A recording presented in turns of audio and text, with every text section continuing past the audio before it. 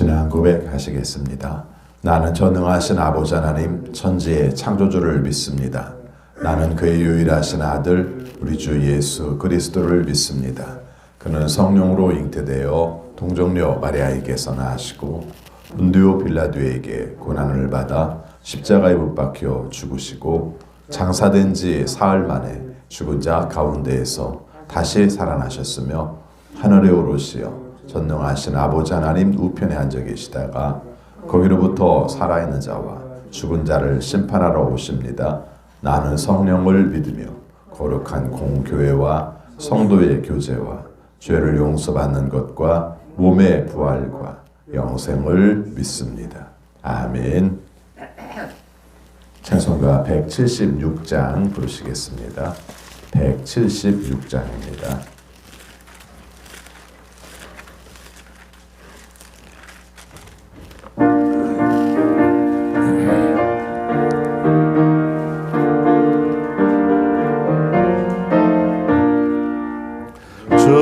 어느 때 다시 오실는지 아는 이가 없으니 등 밝히고 너는 깨어 있어 주를 반겨 맞으라.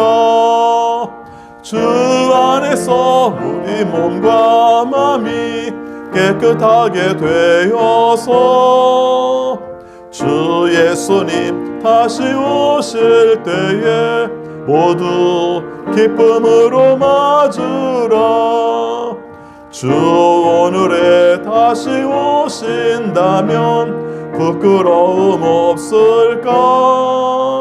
잘하였다 주님 칭찬하며 우리 맞아 주실까? 주 안에서 우리 몸과 마음이 깨끗하게 되어서 주 예수님 다시 오실 때에 모두 기쁨으로 맞으라. 주 예수님 맡겨주신 일에 모두 충성 다했나? 내 맘속에 확신 넘칠 때에 영원한 식 얻겠네. 주 안에서 우리 몸과 마음이 깨끗하게 되어서 예수님 다시 오실 때에 모두 기쁨으로 맞으라. 주 예수님 언제 오실는지 한밤에나 낮에나 늘 깨어서 주님 맞는 성도 주의 영광 보겠네. 주 안에서 우리 몸과 마음이 깨끗하게 되어서 주 예수님 다시 오실 때에 모두 기쁨으로 맞으라. 아멘. 하나님 말씀 데살로니가 전서 5장 1절입니다.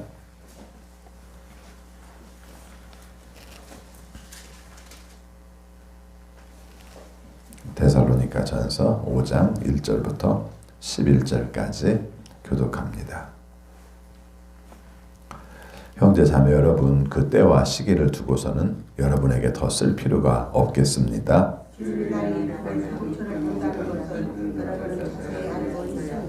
사람들이 평안하다, 안전하다 하고 말할 그때에 아기를 뵌 여인에게 해산의 진통이 오는 것과 같이 갑자기 멸망이 그들에게 닥칠 것이니 그것을 피하지 못할 것입니다. 그러나 형제자매 여러분, 여러분은 어둠 속에 있지 아니하며 그날에 여러분에게 누가 같이 덮치지는 않을 것입니다.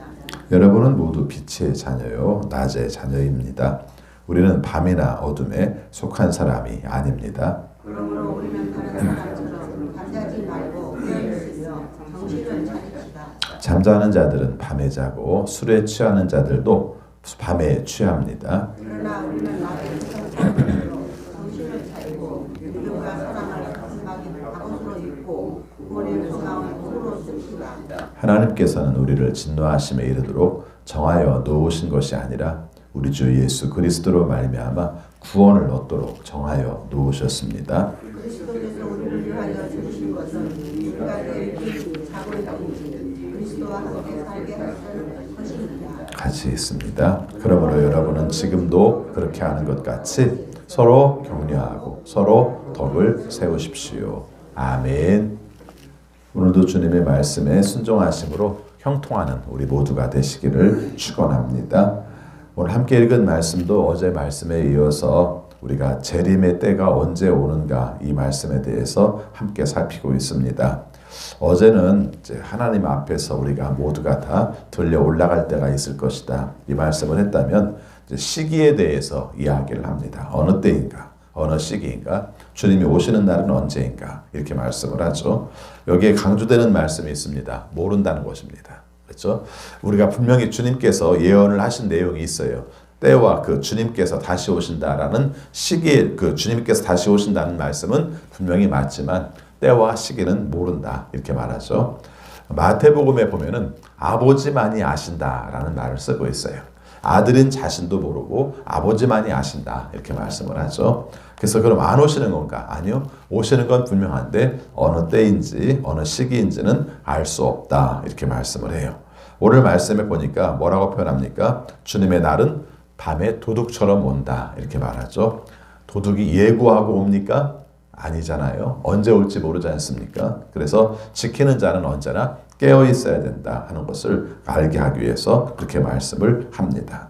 3절 말씀에서도 갑자기 닥칠 것을 말을 하는데 같이 있습니다. 사람들이 평안하다, 안전하다 하고 말할 그때 아기를 벤 여인에게 해산의 진통이 오는 것과 같이 갑자기 멸망이 그들에게 닥칠 것이니 그것을 피하지 못할 것이다. 해산의 진통과 연결시켜서 말을 하죠. 여자분들은 더 잘 아시겠습니다만은 괜찮은 것 같은데 갑자기 신호가 오기 시작하면은 굉장히 그 진통이 강해지고 또 급하게 자주 오는 것을 경험하는 것처럼 그 말씀과 연결시켜서 말을 하죠. 안전하다, 평안하다, 괜찮아, 아무 문제 없어 라고 말할 때 오히려 그날이 온다 이렇게 말씀을 합니다.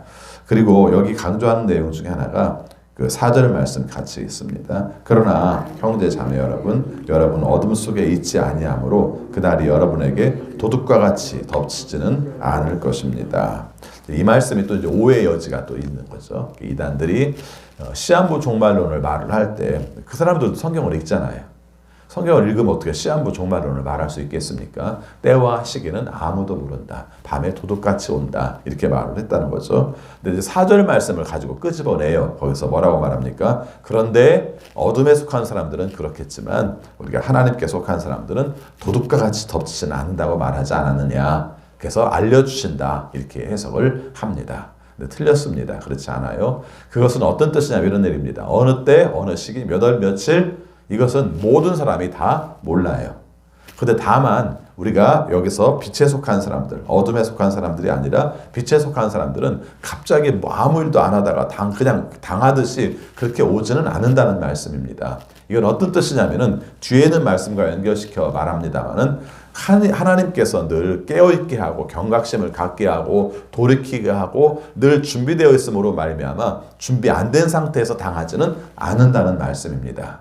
그러니까 여러분 이 말씀을 읽을 때 좀 자세히 살펴서 읽을 필요가 있어요. 그래서 성경을 읽을 때 가장 중요한 건 영적인 깨달음이라고 생각할지 모르겠는데 성경을 읽을 때 제일 중요한 건 먼저 앞뒤 문맥부터 읽는 겁니다. 그렇죠? 하나님께서 말씀을 하실 때 그냥 건너뛰듯이 말씀하시지 않았기 때문에 앞뒤 문맥부터 있는 거예요. 앞뒤 문맥을 이해해야 영적인 것이라고 말할 수 있어요. 그냥 영적이라고 말해볼 한 단어에 속하고 또 한 줄에 속해가지고 얘기를 하다 보면은 영적이라는 미명하에 자기 나름대로의 해석을 할 가능성이 많아요. 그래서 오늘 이 말씀도 이 4절 말씀이 잘못 오해하기 쉬운 말씀이다. 우리가 믿는 사람들에게는 주님의 은혜를 사모하는 사람에게는 재림의 날을 기다리는 사람은 그 날을 가르쳐준다. 이런 뜻은 아니고 이미 1절에서 안 가르쳐준다고 말했으면 우리가 4절에서도 안 가르쳐주는 겁니다. 다만 중요한 건 그날이 여러분에게 도둑과 같이 덮치지 않을 것이다 라고 말씀한 이유는 깨닫게 하시고 우리의 삶 가운데 경각심을 갖게 하시고 그래서 준비하고 있는 상태에서 하게 하는 것이죠. 학교 다닐 때 가끔씩 쪽지 시험을 치를 때가 있어요. 그것도 미리 예고해주면 좋은데 예고하지 않는다는 걸 예고해줍니다. 학기 초에. 그렇죠? 내가 맡은 과목은 불시에 쪽지 시험을 치른다. 예고를 한 겁니까? 안 한 겁니까? 사실은 한 거예요. 한 거예요. 뭐라고 예고했습니까? 언제 할지는 모른다. 이렇게 말을 한 겁니다. 그래가지고 갑자기 이제 한 달 정도 없어요. 쪽지 시험이. 한 달 정도 없으니까 안 하나 보다. 말만 저렇게 해놓고 안 하나 보다. 하다가 5째쯤 됐는데 쪽지 시험을 치릅니다. 그럼 학생들이 난리가 나죠. 그렇죠? 막 뭐라고 합니다. 그럼 뭐라고 그럽니까? 내가 쪽지 시험을 치른다고 했잖아. 지난주에 안 하셨잖아요. 학기 초에 원래 얘기했잖아. 언제 할지는 모른다고. 여러분 이 말씀과 비슷해요.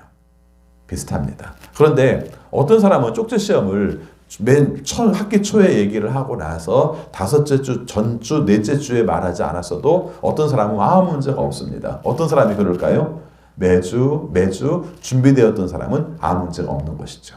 또 그렇게 말한 분은 왜 그렇게 말했을까? 그 주의 공부를 다 그때그때 소화시키도록 하라. 한꺼번에 시험 볼 때, 중간고사 볼 때, 기말고사 볼 때 하려고 하지 말고 그때 다 소화하도록 하라. 이것이 바로 어떤 내용입니까? 쪽지 시험을 불시에 치르겠다는 내용입니다.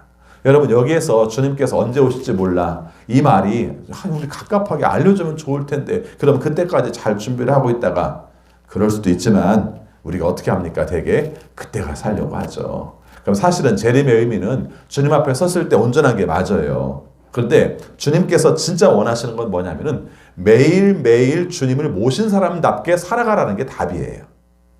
그렇죠? 마지막 때에 좋은 점수를 맞는 게 답이 아니라 매일매일 하나님이 보시기에 온전한 삶을 살아가도록 하라. 그러면 어떻게 됩니까? 매일매일이 종말인 것처럼 매일매일이 재림의 날인 것처럼 살아라. 이 뜻이에요.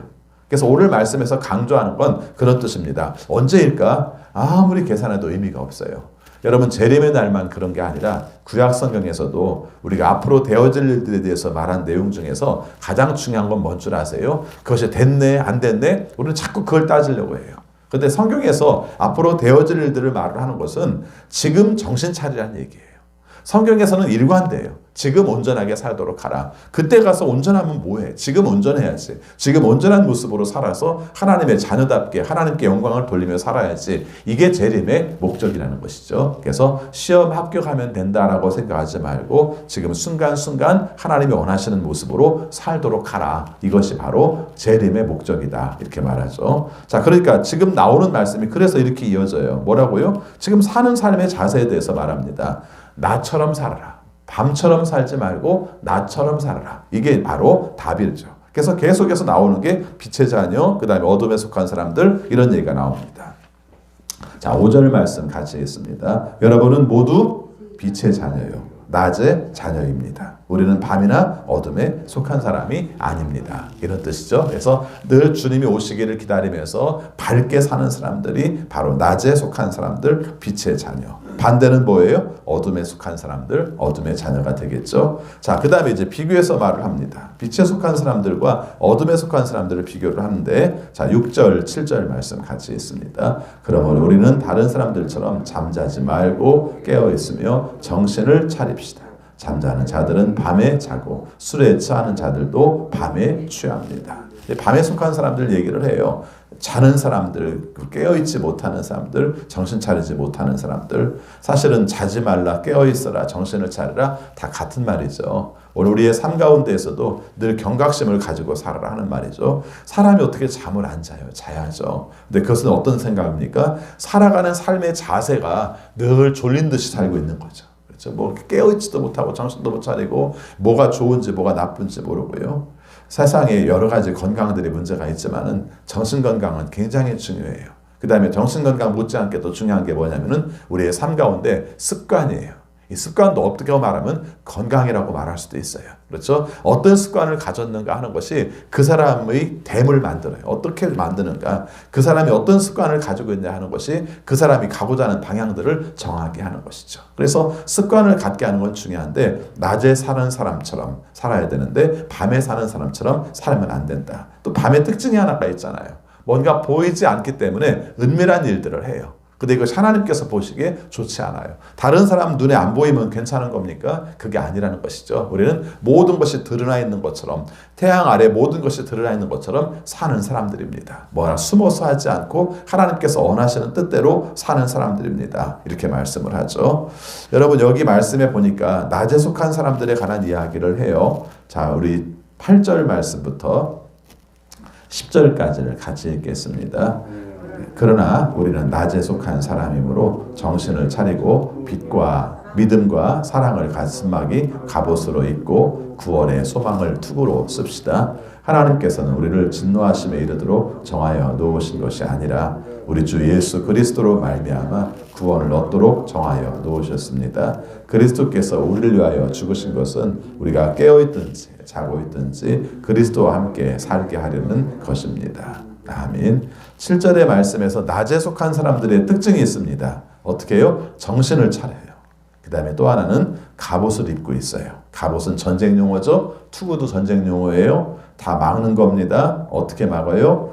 믿음과 사랑으로 가슴막이 갑옷을 입고, 여기서 믿음, 소망, 사랑 얘기를 하죠. 그래서 믿음과 사랑으로 가슴막이를 입고, 그 다음에 소망의 투구로, 구원의 소망의 투구로 씁시다. 이렇게 말하죠. 그러니까 머리는 구원의 소망으로, 가슴은 믿음과 사랑으로. 이것이 하나님 앞에서 우리 자신을 잘 지키는 방법이라는 겁니다. 근데 알고 보면 잘 지키는 방법인 것 같으면서도 이게 실제적으로 우리가 행동하는 거죠. 믿음, 소망, 그 다음에 사랑. 이것은 우리가 삶을 믿음으로 살아가는 삶의 특징을 말씀하고 있는 내용입니다. 근데 9절 말씀 보니까 이런 말씀을 해요. 하나님이 우리를 심판하시려고 하실까? 아니면 구원받게 하실까? 어떤 게 하나님의 뜻일까? 참 중요한 말이에요. 그렇죠? 여러분, 아까 말씀한 것처럼 재림의 때가 온다라고 말했을 때, 여러분, 재림의 때가 기뻐요? 아니면 무서워요? 이 말과 똑같은 질문이 되는 겁니다. 그렇죠? 여러분, 주의 날이라는 말은요, 구약 성경에도 되게 많이 나와요. 여호와의 날이라는 말이 되게 많이 나옵니다. 근데 여호와의 날, 그 다음에 주의 날 같은 말로 쓰이는데 용법이 서로 다르게 쓰여요. 어떤 성경에서는 주의 날이 심판의 날로 나와요. 그렇죠? 그리고 어떤 성경에서는 그 날이 바로 구원의 날로 나와요. 우리가 생각하면 어떤 게 맞아요? 어떤 게 맞는 게 아니에요. 여러분, 사실은 재림의 날은 동전의 양면과 같은 거예요. 어떤 사람에게는 구원의 날이 되는 것이고 어떤 사람에게는 심판의 날이 되는 것이죠. 예수님께서 비유로 말씀하실 때 우리가 뭐 달란트의 비유라든가 이런 말씀을 하실 때 이게 다 하나님 나라와 연결돼서 말씀을 하세요. 그래서 주님이 오셨을 때 어떻게 하고 있느냐가 그 사람에게 있어 중요한 척도가 되는 거죠. 그래서 하나님께서 원하시는 대로 있던 사람에게는 그날이 기쁨의 날이고 구원의 날이에요. 하나님께서 원하시는 삶을 못 미친 사람들, 그것과 반대되는 삶을 사는 사람들에게는 주님이 오시는 날이 어떤 날이에요? 굉장히 고통스러운 날이죠. 여러분, 쉽게 이해를 합시다. 오늘 우리가 삶 가운데서 내게 맡겨진 역할들이 있는데 내게 맡겨진 일들을 잘 감당한 가운데에서 주인이 찾아왔어요. 주인이 찾아왔을 때는 어떻습니까? 내가 굉장히 당당해요. 떳떳해요. 자랑스러워요. 주인님이 안 계신데도 내가 이런 일들을 너무 잘했어요. 이것으로 말미암아 이런 좋은 결과도 얻을 수 있었어요. 그러면서 지금 뭘 기다리는 거예요? 칭찬을 기다리는 거잖아요. 그런데 주인이 오는 동안에 뭔가 열심히 했어요. 근데 잘 안 됐어요. 아니면 우리가 열심히도 안 했어요. 그래서 결과도 안 좋아요. 이럴 때는 주인이 안 왔으면 좋겠다고 생각을 하죠. 자, 여러분 한번 생각해 보시기 바랍니다. 재림의 날이 오기를 원하는가, 재림의 날이 오지 않기를 원하는가, 이것은 여러분의 삶의 지금 자세와 관련이 있어요. 그래서 하나님이 원하시는 뜻대로 잘 살고 있다면 주님이 빨리 오셨으면 좋겠다. 내가 더 잘못되고 문제가 되는 것보다는 주님이 빨리 오셨으면 좋겠다. 이 생각도 하겠죠. 그러나 내가 온전하지 못할 때는 조금만 더 준비해야 돼요. 아직 오시면 안 돼요. 그렇게 말하기도 하고, 더 심한 경우는 뭐 언제 오시겠어? 안 올지도 몰라. 내가 뭐 이렇게 사는 것이지. 세상에 뭐 있어? 이 세상에 즐거움은 그만이지. 이런 사람들은 재림의 날을 기다리지 않는 사람들이죠. 근데 여러분, 재림은 기다리는 사람에게만 오는 건 아니에요. 그렇죠? 기다리든 기다리지 않든 그 사람에게 오는 거예요. 재림을 기다려서 잘 준비된 사람에게는 그날이 구원의 날이고 기쁨의 날이지만, 재림이 준비가 안 된 사람에게는 그날은 자기가 기다리든 기다리지 않든 관계없이 그날이 자기에게는 저주의 날이 되고 마는 것이죠. 그런데 9절 말씀이 중요한 게 있어요. 그러면 주님은 심판하기를 원하시는가? 아니라는 거예요. 심판보다 어디에 초점을 더 많이 가지고 계십니까? 구원의 초점을 더 많이 가지고 계신다는 거예요. 여러분, 이 9절 말씀이 굉장히 중요해요. 하나님께서 우리를 잘못한 것을 계속 혼내려고 뭔가 말씀을 주신 게 아니라 깨달아서 구원을 받게 하시는 것이 목적이라는 거예요. 그럼 뭐 우리 다 구원받겠네요. 하나님이 그런 의도를 가지고 계시면 아니요. 아까 재림에 대해서 말씀을 한 것처럼 그 뜻을 따라 사는 사람에게는 구원이고 그 뜻을 따라 살지 않는 사람에게는 진노라는 거예요. 그래서 9절에서 중요한 단어가 진노라는 단어와 구원이라는 단어를 가지고 있어요. 우리 9절 다시 읽겠습니다. 하나님께서는 우리를 진노하심에 이르도록 정하여 놓으신 것이 아니라 우리 주 예수 그리스도로 말미암아 구원을 얻도록 정하여 놓으셨습니다. 초점이 거기에 있다는 거죠. 그리고 10절 말씀에 보니까 지금 우리들에게 재림에 관한 말씀을 주신 가장 큰 이유는 지금 그리스도와 함께 살으라는 거예요. 지금 그리스도와 함께 살아라. 죽어서 그리스도와 함께 삽니다라고 말하지 말고 지금 그리스도와 함께 살도록 하라. 특별히 사도 바울은 부활에 대한 내용을 죽어서 가는 나라로만 표현하지 않아요. 오늘 10절 말씀도 부활과 관련되어 있는데 주님께서 우리를 위하여 죽으신 것은 우리가 깨어있든지 자고 있든지 그리스도와 함께 살게 하시려는 것입니다. 이렇게 말씀하세요. 이 말을 좀 좁혀서 얘기를 하면은 그리스도께서 부활하셨듯이 우리도 부활합니다. 자꾸 이렇게 해석하려는 성향이 있어요. 근데 오늘 말씀에서는 그런 뜻이 아니라 그리스도께서 우리를 위하여 죽으신 것은 우리가 깨어있든지 자고 있든지 그리스도와 함께 살게 하시려는 것입니다. 우리를 살리는 게 목적이에요. 우리 안에 그리스도가 있고 그리스도와 더불어 우리가 살면은 거기에서 바로 그리스도의 부활을 우리가 느끼면서 우리가 거기에서 체험하면서 사는 거예요. 그러니까 부활은 죽은 다음에 사는 사람인데 우리는 이미 죽은 사람이고 그리스도로 말미암아 다시 산 사람이라 지금 매일매일의 삶 가운데서 내 안에서 누가 사세요? 그리스도께서 사세요. 이게 바로 그리스도의 부활이에요. 그렇죠? 그래서 주님이 죽었다가 살아나셨습니다. 너하고는 무슨 관련이 있는데? 관련이 있죠. 그러므로 말미암아 그 주님이 내 안에 사세요. 그래서 내가 사는 삶은 그리스도께서 원하시는 뜻을 따라 살기 때문에 나는 지금도 부활의 삶을 삽니다. 이게 온전한 신앙 고백이에요. 그러니까 매일 재림을 준비하고 매일 부활을 경험하면서 사는 게 우리의 삶이다 하는 것이죠. 그러니까 이렇게 말하면은 어떻게 결론이 나는가 하는 것인데 11절 말씀이에요. 여러분이 안에 그리스도가 사신다면 여러분 안에 그리스도의 재림을 늘 준비하며 사신다면 사는 삶은 무엇으로 드러나겠습니까? 격려하고 덕을 세우는 사람으로 결론이 돼요. 11절 같이 있습니다. 그러므로 여러분은 지금도 그렇게 하는 것과 같이 서로 격려하고 서로 덕을 세우십시오. 모든 것은 다 둘로 갑니다. 하나는 하나님을 사랑하여 하나님이 원하시는 뜻대로 삽니다. 첫 번째가 그거라면 그 다음에 두 번째 결론은 어디로 갑니까? 그 사랑이 그리스도께서 여러분을 위하여 죽으신 것처럼 여러분들도 다른 사람을 위하여 그렇게 사십시오. 그것이 바로 그리스도의 부활을 이루는 삶입니다. 그리스도께서 여러분을 위하여 사신 것처럼 여러분들도 그 사람들을 위하여 사십시오. 그것이 오늘 말씀에서는 격려와 덕이라고 표현을 하고 있는 것이죠. 여러분, 하나님께서 여러분들에게 뭘 좋아하시겠는지를 살펴보세요. 어제도 그런 말씀 드렸습니다만은 잘 성장해서 자기 몫을 감당하는 걸 하나님이 좋아하세요. 여러분들이 하나님께 뭘 이렇게 많이 해드리겠습니까? 그렇죠? 뭘 이렇게 많이 해드리겠어요, 우리가? 부족함이 없으신 하나님인데 내가 뭘 해드리면 하나님이 좋아하시겠어요? 거기서 가장 중요한 건 뭡니까? 제 몫을 감당하는 겁니다. 그렇죠? 여러분, 자녀가 뭔가를 해주면 좋아요. 물질적 도움도 돼요. 근데 그보다 더 중요한 건 뭡니까? 저놈이 잘 성장을 해서 다른 사람을 챙길 줄 아네, 부모를 챙길 줄 아네, 이게 굉장히 기뻐요. 예, 신앙 안에서도 그 요소가 강한 겁니다. 내가 다른 사람을 챙깁니다. 부모님들이 기뻐하는 것이 부모님에게 선물하는 것도 기뻐하지만은 또 한 가지는 뭡니까? 자기보다 어려운 형제를, 그 자매를 돕고 있을 때, 야, 저놈이 자식을, 내 자녀 중에서 다른 아이를 돌볼 수 있네. 이것이 성장했기 때문에 기쁜 것이죠. 말씀을 원리를 따지면은 똑같습니다. 하나님이 우리를 통해서 뭘 기뻐하실까? 하나님께 최선을 다해서 예배하는 것도 기뻐하시고, 또 한 가지는 하나님의 자녀 중에 약한 사람을 보면서 그 사람을 돌보는 것도 기뻐하시죠. 아유, 저놈 내 아들 맞네. 저놈 내 딸을 맞네. 내가 어려운 자녀들에게 손을 봤던 것처럼 이 아이도 그렇게 하고 있네. 내 자녀 맞아. 이게 바로 신앙 안에서 재림을 준비하는 자의 자세다. 이렇게 말씀드릴 수 있습니다. 오늘도 이 말씀으로 하나님을 기쁘시게 하는 우리 모두가 되시기를 축원합니다. 기도하겠습니다. 주님 사랑합니다. 오늘도 말씀을 통해서 재림을 가르쳐 주시고 재림을 준비하는 삶을 가르쳐 주시고 현재 우리가 어떻게 재림을 우리가 누리며 사는지를 가르쳐 주셨습니다.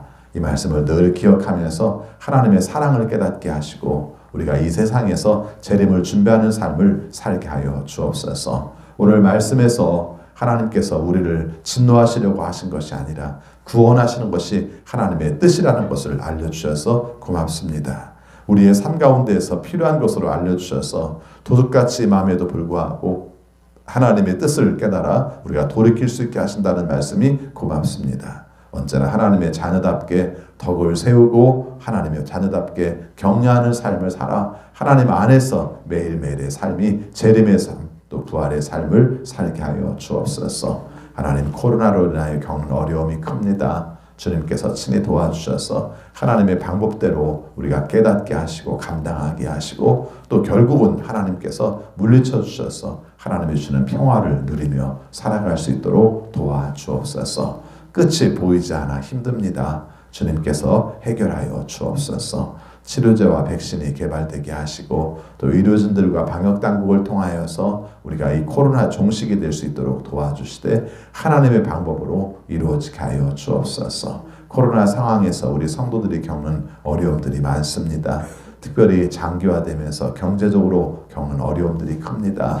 주님께서 친히 도와주시고 하나님의 방법으로 감당하게 하여 주셔서 하나님 안에서 잘 해결하고 하나님 안에서 잘 살아낼 수 있는 우리 모든 성도들이 되게 하여 주옵소서. 아버지, 우리 선교사님들을 기억하여 주옵소서. 여러 상황들이 늘 어렵습니다. 외국인이라 어렵고 코로나 상황이라 어렵고 또 비자 발급이 어렵고 또 지형적인 특정으로 어렵습니다. 자녀들이 적응해 나가는 과정도 어렵습니다. 그러나 그럼에도 불구하고 각오하고 또 복음을 증거하고 있는데 주님께서 친히 도와주셔서 잘 감당하게 하시고 하나님의 빛을 선포할 수 있는 좋은 목사님들, 선교사님들이 될 수 있도록 인도하여 주옵소서. 아버지 앞에 간구합니다. 주의 뜻 받들어 살아가는 삶의 과정 속에서 주의 도우심이 넘치게 하여 주시고 또 특별히 우리 성도들이 주 안에서 건강하게 하셔서 하나님의 은혜로 굳건할 수 있도록 도와주옵소서. 질병 중에 있는 식구들, 특별히 병원에 있는 식구들 주님께서 기억해 주셔서 항암치료 잘 감당하여 완치되게 하여 주옵시고 또 항암치료 후에 또 우리가 함께 요양하는 식구들도 함께 하여 주셔서 주님의 은혜로 완치될 수 있도록 재발되지 않을 수 있도록 주여 도와주옵소서. 또 재활치료 받고 있는 식구도 함께 하여 주셔서 하나님의 도우심으로 깨끗하게나 하나님께 영광 돌릴 수 있도록 주여 도와주옵소서. 우리 어린 자녀들 중에서 또 장기적인 질병을 앓고 있어서 또 힘든 시간을 보내는 자녀들이 있습니다. 몸도 회복시켜 주시고 마음도 회복시켜 주시고 신앙도 회복시켜 주셔서 하나님의 은혜 가운데 고침받고 일어설 수 있는 우리 자녀들이 되게 하여 주옵소서. 부모들도 낙담하지 않게 하여 주시고 하나님께서 치료하시는 은혜와 능력으로 세임 얻어 하나님께 영광 돌릴 수 있도록 인도하여 주옵소서.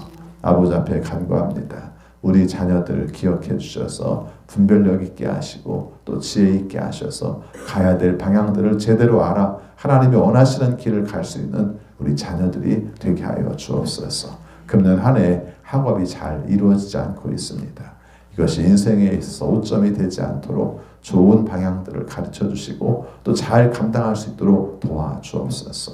진학을 위하여 또 취업을 위하여 결혼을 위하여 기도할 때에도 주께서 도우시는 은혜로 잘 감당할 수 있도록 도와주옵소서. 우리나라를 중심으로 주변에 있는 나라들이 많은 변화들을 겪고 있습니다. 우리도 거기에 따라서 움직일 수밖에 없는 요소가 많은데 그때마다 주님께서 친히 도와주셔서 어려움 없이 잘 감당할 수 있는 지혜를 허락하여 주옵소서. 특별히 대통령을 비롯한 이 땅에서의 모든 지도자들을 기억해 주셔서 잘못된 결정과 선택으로 어려움에 빠뜨리지 않게 하여 주시고 하나님께서 원하시는 방향으로 선택하고 결정하여 하나님이 원하시는 대로 이 나라를 이끌어갈 수 있도록 도와주옵소서. 내일 거룩한 주일을 준비합니다. 주께서 도우시는 뜻을 따라 맡겨진 일들을 감당할 때에도 주님께 영광 돌릴 수 있는 우리 모두가 되게 하여 주옵소서. 예수 그리스도 이름으로 기도하옵나이다. 아멘. 하늘에 계신 우리 아버지의 이름을 거룩하게 하시며 아버지의 나라가 오게 하시며 아버지의 뜻이 하늘에서와 같이 에서도 이루어지게 하소서. 오늘 우리에게 일용할 양식을 주시고 우리가 우리에게 잘못한 사람을 용서하여 준 것 같이 우리 죄를 용서하여 주시고 우리를 시험에 빠지지 않게 하시고 악에서 구하소서. 나라와 권능과 영광이 영원히 아버지의 것입니다. 아멘. 계속 기도하시겠습니다.